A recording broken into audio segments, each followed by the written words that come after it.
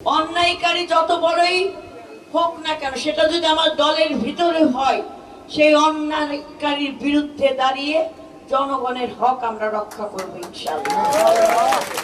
আমি আমার সকল ব্যবসায়ী ভাইদেরকে বলবো, আপনারা জিনজিরা প্রত্যেকটি ব্যবসায়ীদেরকে জানিয়ে দেবেন, সাধারণ জনগণকে জানিয়ে দেবেন, আমার বিএনপির কোনো প্রোগ্রাম করার জন্য আমার কোনো ব্যবসায়ী ভাইয়ের টাকা আমার প্রয়োজন হবে না।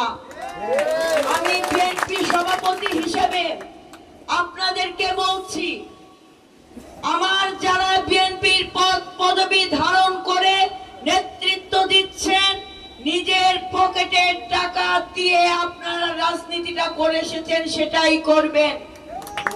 ক্ষমতার জোর দেখিয়ে কোন সাধারণ জনগণের কাছে বিএনপি প্রোগ্রামের উপলক্ষে টাকা তুলে চাঁদাবাজি কেউ করতে যাবেন না। ওটা আমার দলের আদর্শ নয়, ওটা আমার নীতির আদর্শ নয়, ওটা আমি কখনোই মেনে নিতে পারবো না। তো থানার প্রোগ্রামগুলো তো আমি তো থ্রো করি। এখন ধরেন আমার প্রোগ্রাম, থানার বিএনপির প্রোগ্রাম সফল করার জন্য আজান দিয়ে যদি কেউ নেমে যায়, 500 টাকা দাও ভাই, 500 টাকা দাও, প্রোগ্রাম প্রোগ্রাম প্রোগ্রাম, একদম মুখের পর জবাব দিয়ে দিয়ে বলবেন বিএনপি কোন ঝোলার দল নয় যে ঝোলা নিয়ে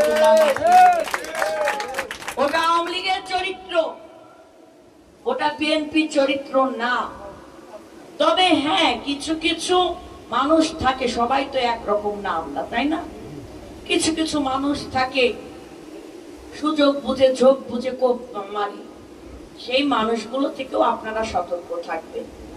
আমি আপনাদেরকে শুধু বলতে চাই, ছাত্র জনতার এই গণ অভ্যুত্থানের মাধ্যমে আমরা যে একটি ফ্যাসিবাদ মুক্ত বাংলাদেশ পেয়েছি।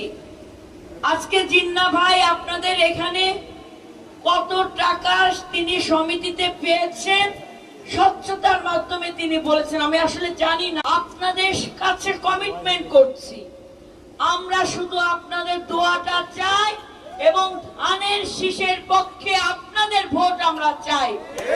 আগামী দিনে এই ঐতিহাসিক এই জিনজিরা বাজারকে আধুনিক বাজার হিসেবে আমরা প্রতিষ্ঠিত করব।